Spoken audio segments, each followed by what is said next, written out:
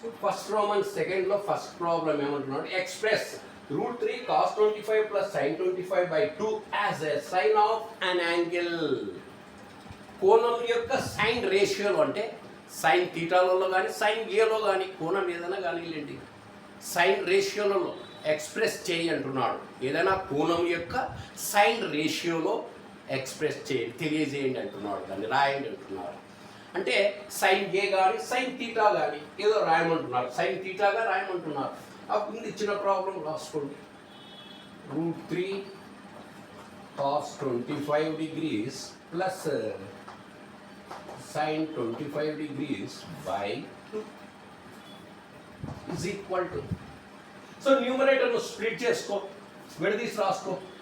First term second టర్మ్కు √3 cos 25 degrees by 2 numerator విడదీసి రాసుకోండి. sin 25 degrees by 2 that is equal to ఈ √3/2 రాసుకో ఇంటూ cos 25 ప్లస్ 1/2 sin 25.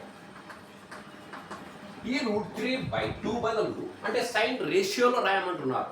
అంటే అప్పుడు సైన్ రేషియోలో అంటే నువ్వు ఏ ఫార్ములా రావాలా, sine A cos B plus cos A sine B. అంటే √3/2 బదులు సైన్ ఏం రాసుకోవచ్చు, సైన్ యొక్క ఏ యాంగిల్కు నీకు √3/2 వస్తుంది, సైన్ 60 cos 25. ఇది ఇట్లే రాసుకోవచ్చు cos 25. ఇది sign A cos B. Next ఏం రావాలా, కాస్ ఏ సైన్ బి. అంటే 1/2 అనేది కాస్ యొక్క ఏ యాంగిల్కి వస్తుంది, కాస్ ఏ యాంగిల్కి వస్తుంది, కాస్ 60 రావాలి బాగా, సైన్ 25. సో ఇది చూడండి, ఇది ఏ అనుకో, ఇది బి అనుకో, 60 degrees ఏ అనుకో, 25 degrees బి అనుకో. సో ఏ బి సరిపోతుంది. ఇక్కడ 16 ఉంటే ఇక్కడ 16, ఇక్కడ ఏ ఉంటే ఇక్కడ ఏనే, ఇక్కడ బి ఉంటే ఇక్కడ బినే. అంటే sine B cos B plus cos A sine B is equal to sine of A plus B. Formula గుర్తు రావాలి అది. Sine A cos B plus cos A sine B is equal to sine of A అంటే 60 degrees plus B అంటే 25 degrees. That is equal to sine of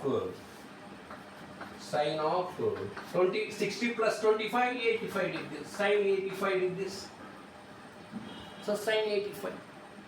Therefore అని ఇచ్చిన problem రాసి is equal to sin 85 degrees అని రాయండి అంతే. therefore అని రాసి ఆ ప్రాబ్లం రాసి లాస్ట్లో రాయాలి. therefore ఈజ్ అని రాసి ఇచ్చిన ప్రాబ్లం రాసి వచ్చిన ఆన్సర్ రాయండి. Next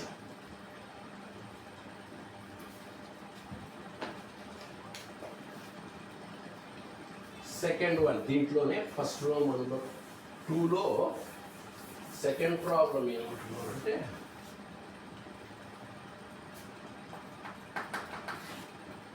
cos theta minus express cos theta minus sin theta as a cosine of an angle, as a cosine of an angle. So cos theta minus sine థీటాను cosine of an angle, ఏదైనా కోణం యొక్క cos రేషియోగా అంటే cos థీటాలలో రాయమంటున్నారు అంతే. ఇచ్చిన ప్రాబ్లమ్ను కాస్లలో రాయంటున్నాడు, cos రేషియోలలో రాయంటున్నారు. అది ఏ విధంగా చూద్దాం. Cos theta minus sine theta is equal to, ఇంతకు ముందు మనకు డినామినేటర్లో వాల్యూ ఉంది కాబట్టి న్యూమరేటర్ను స్ప్లిట్ చేసుకొని ఆ వాల్యూస్ ఏ యాంగిల్కి ఏ రేషియోస్ అది వస్తుందో రాయగలిగినాం వాల్యూస్ని బట్టి. ఆడ √3/2 ఉంటే సైన్ 60 అట్లా రాసుకొని చేసినాం. ఇక్కడ అసలు డినామినేటర్లో మనకు వాల్యూస్ లేవు, కానీ కొసైన్లో కాస్ రేషియోలో రాయమంటున్నాడు దీన్ని. ఇక్కడ మనము అంటే ఇంకా అడ్జస్ట్మెంట్ చేసుకోవాలి. అంటే డినామినేటర్లో సమ్ వాల్యూ వచ్చేటట్లు చూసుకోవాలి. అంటే ఏం చేయాలా, న్యూమరేటర్ను డినామినేటర్ను కొంత వాల్యూ చేత మల్టిప్లై చేయాలి, న్యూమరేటర్ను డినామినేటర్ను. సపోజ్ నువ్వు 2తో ఇచ్చిన ప్రాబ్లం ఏం చేస్తామంటే న్యూమరేటర్ డినామినేటర్ను √2 చేత మల్టిప్లై చేయాలి. So multiply multiplying the numerator and denominator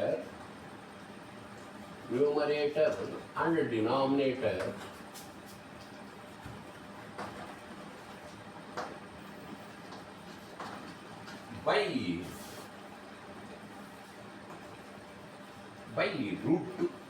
route 2 చేత న్యూమరేటర్ను డినామినేటర్ను మల్టిప్లై చేయమంటున్నాం. ఇక్కడ డినామినేటర్ ఏం లేకపోతే ఏమున్నట్లు 1 ఉన్నట్లే కదా. కాబట్టి cos theta minus sine theta is equal to cos root 2 చేత మల్టిప్లై చేయాలా న్యూమరేటర్ను, డినామినేటర్ను మల్టిప్లై చేయాలా. సో న్యూమరేటర్ ఏమొస్తుంది root 2 into cos theta minus sine theta by 1 into root 2, డినామినేటర్లో రూట్ 2, ఇక్కడ రూట్ 2 ఇంటూ న్యూమరేటర్ను మల్టిప్లై చేసినాం, డినామినేటర్ను మల్టిప్లై చేసినాం, రూట్ 2 క్యాన్సిల్ అయిపోతే మళ్ళీ ఇదే కదా వచ్చేది. మ్యాథమెటికల్ అడ్జస్ట్మెంట్ ఉండాలా. మన బుద్ధి ఉండేటట్టు డినామినేటర్లో రూట్ 2 ఉందని రూట్ 2 రాసుకోకూడదు, వాల్యూ చేంజ్ అయిపోతుంది, తప్పు.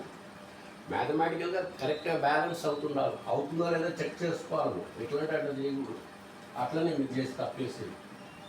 సో రూట్ 2 క్యాన్సల్ అయితే ఇది వస్తుంది కాబట్టి ఇప్పుడు చూడండి రూట్ 2, ఇప్పుడు దీన్ని 1/√2 cos theta minus 1/√2 sine theta అంటే న్యూమరేటర్ను ఏం చేస్తున్నాను ఇక్కడ స్ప్లిట్ చేసుకో, ఇప్పుడు రెండుగా విడదీసి రాసుకో న్యూమరేటర్ లవాన్ని. అప్పుడు 1/2 కాస్ థీటా 1/√2 కాస్ థీటా